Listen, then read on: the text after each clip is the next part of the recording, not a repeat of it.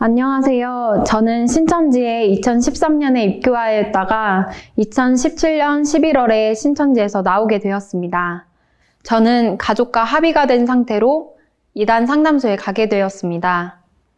모두가 그렇겠지만 저는 신천지에 있던 5년 내내 항상 이 역사가 곧 이루어질 거라는 생각을 가지고 있었습니다. 저는 약 4년 정도 부모님 모르게 신천지 신앙을 하고 있었는데 2016년 11월에 제가 신천지에 다니는 것을 부모님께서 아시게 되셨고 그때부터 부모님은 모든 걸 접고 신천지와 싸우기 위한 준비를 하셨습니다. 신천지에 대한 공부를 하시고 각종 자료와 증거들을 수집하러 다니셨습니다.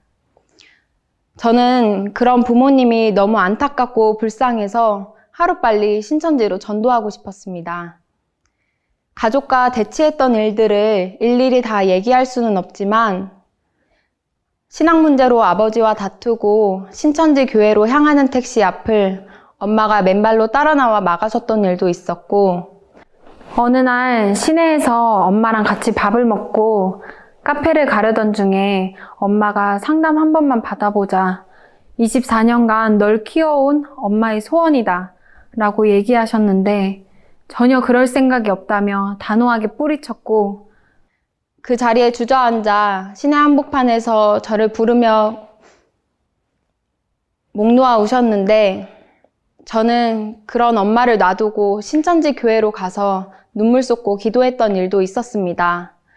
이러한 힘든 일들이 1년간 지속되었지만 그럴수록 신천지에 대한 저의 간절함은 더욱 커져만 갔습니다. 그러던 중에 제가 상담을 일주일만 받으면 저희 부모님과 동생까지 신천지 말씀 듣고 수료하겠다 해서 만약 일주일이 넘어가거나 강제적인 상황이 생길 시에 바로 신천지에 가서 전일로 사역하며 평생을 살 것이라는 각서와 녹음까지 받은 후 상담을 받게 되었습니다. 가족들에게 이러한 제안과 다짐을 받았지만 바로 상담에 응한 것은 아닙니다.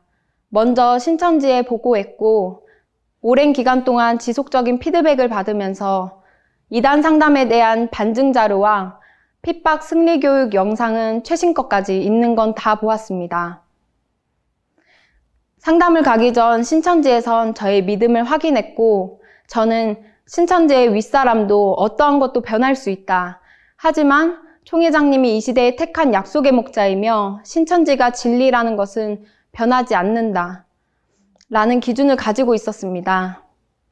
가족과 합의가 된 상태였지만 신천지에서 하도 많이 들었던 상담소에 대한 이미지가 있었기에 경계하며 들어왔었고 만약 도망갈 일이 생길 시 어디로 어떻게 도망갈지 구상하였습니다.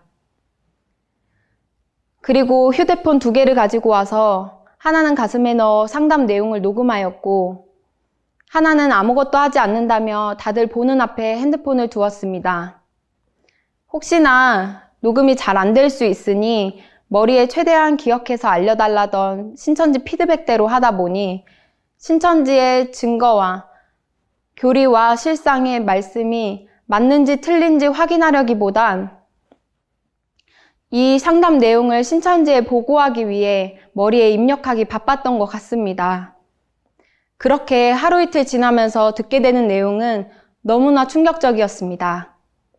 자존심과 오기로 충격받지 않으려고 노력했고 또한 충격이 되더라도 펴내지 않으려고 버티고 버티었습니다. 그러나 신천지에서 확인하고 배웠던 내용과 전혀 다른 사실을 확인했습니다. 사실들을 확인해 갈 때 저희 아버지께서도 직접 찾아다니시며 수집한 증거들을 보여주셨는데 그 중에는 신천지 총회장의 사모의 구판 사건도 있었습니다. 신천지에선 분명 그 사건은 소문을 가장하여 지어낸 이야기이며 신천지는 명예훼손으로 정식 항소한다고 하였습니다. 그리고 대법원에서 결국 신천지가 이겼다고 승소하였다고 하였습니다. 그런데 실상은 대법원에선 이 역대 구판 의혹에 대해 아무런 문제가 되지 않는다고 신천지의 패소로 최종 판결을 내렸고 이 재판 현장에 저희 아버지가 참관하셨다는 이야기를 그제서야 해주셨습니다. 이전에 제가 신천지 다니는 걸 아신 지 얼마 안 되셨을 즈음 저희 아버지가 저에게 신천지 반증 자료를 프린트해서 책상에 편지와 함께 올려놓으셨던 적이 있습니다. 그때 바로 그걸 읽어보지도 않고 신천지에 가져다 줬고 신천지가 무조건 옳다고 생각했기에 확인해 볼 마음도 전혀 없었습니다. 그 당시 아빠가 편지한 글을 프린트한 것인데, 보영아, 아빠의 간절한 부탁이다. 누구에게도 말하지 말고 진실 여부를 확인해 보기 바란다. 이것 말고 명확한 자료들이 수십 가지 있단다.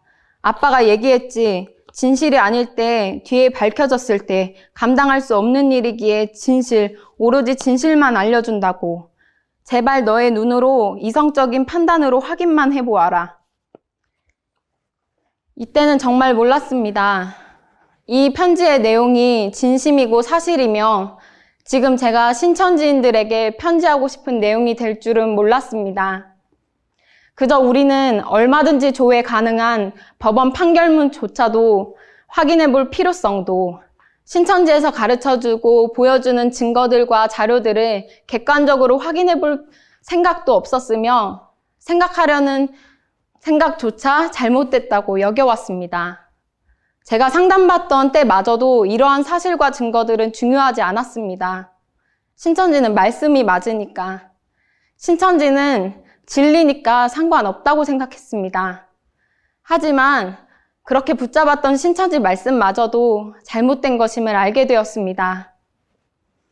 성경의 한 내용을 가지고 전혀 다른 말로 설교하는 총회장님 영상이 한두 개가 아니었으며 진리라고 생각했던 신천지 교리에도 오류가 많다는 것을 정확하게 보여주시는데 정말 너무너무 떨렸습니다. 신천지에만 진리가 있고 구원자가 있으며 제사장이라는 소망을 가지고 5년을 지내왔기에 신천지 반증 내용을 들을 때마다 인정하기 싫었고 신천지를 정말 지켜내고 싶었습니다. 하지만 저의 그런 마음에도 신천지가 틀렸다는 사실이 증거가 확실했기 때문에 더 이상 잘못된 것을 옳다고 우기며 버틸 수가 없었습니다. 제가 신천지에서 나오고 며칠 후 센터 전도사님께 연락이 왔었는데 신천지 생활이 힘들어서 나간 거냐고 그렇게 힘들었냐면서 저의 회심의 원인을 물으셨습니다. 신천지 생활 물론 힘들었습니다. 하지만 힘들어서 회심할 거였으면 상담받기 전 각서에 신천지에서 전일로 사역하며 평생을 살 것이라는 조건은 넣지 않았을 것입니다. 저는 신천지 생활이 힘들어서도 아니고 하나님과 같아지고자 하는 욕심에 선악과를 먹어서도 아닙니다. 그곳에서 나왔으니 여러분들은 저를 선악과 먹은 배도자, 귀신 들린 자로 보시겠지만 제가 회심 직전까지 간절히 기도했던 마음은 힘들어요, 그만하게 해주세요가 아니었습니다. 하나님 제발 저를 버리지 말아주세요. 계속 신앙할 수 있게 해주세요였습니다.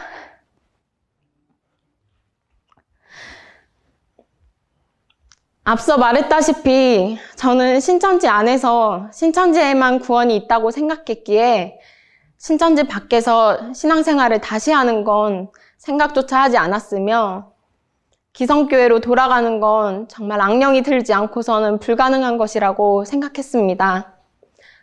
하지만 모든 진실을 깨달은 현재 저는 하나님의 은혜로 매일매일 감사하며 즐겁게 신앙하고 있습니다. 또한 이 시간에도 신천지에만 하나님이 계시다고 믿으면서 순수한 마음으로 신천지 신앙을 하고 있을 사랑하는 저의 친구